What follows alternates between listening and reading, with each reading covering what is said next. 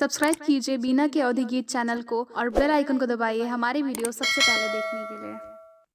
यहीं पार गंगा रे वहीं पार जमुना बिचवा में लागी फूलवार।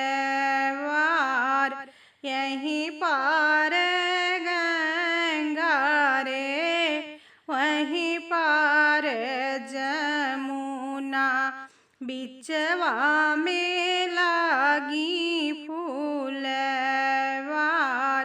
तेहि तरह बैठे हैं दुल्हे कवने राम हथिया चरई फूलवार।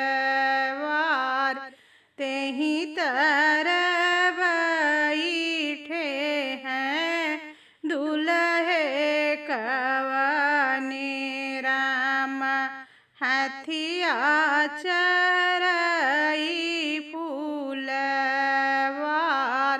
सभवा में बैठे हैं पापा कवने राम मालिन और हन दे।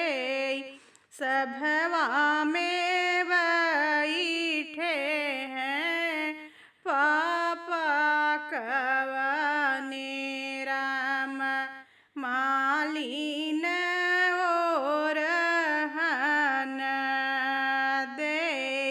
बरजौन साहेब आपन दुलरुआ हथिया चरई फूलवार। बरजौन साहेब आपन दुलरुआ हथिया चरई फूलवार। का तोहरा खाइन काऊ झक झोरिन काऊ तोहरा तोरिन डार। काऊ तोहरा खाइन काऊ झक झोरिन काऊ तोहरा तोरिन डार। कौने बिरिछ तर दुलेरुआ जब बैठे हथिया चरई फूलवार। कौने बिरिछ तर दुलेरुआ जब बैठे हथिया चरई फूलवार।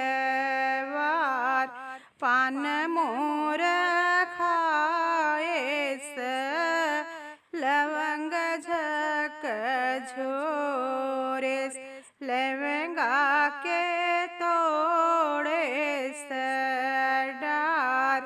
पान मोर खाए से लवंग झक झोरे से लवंगा के तोड़े से डार।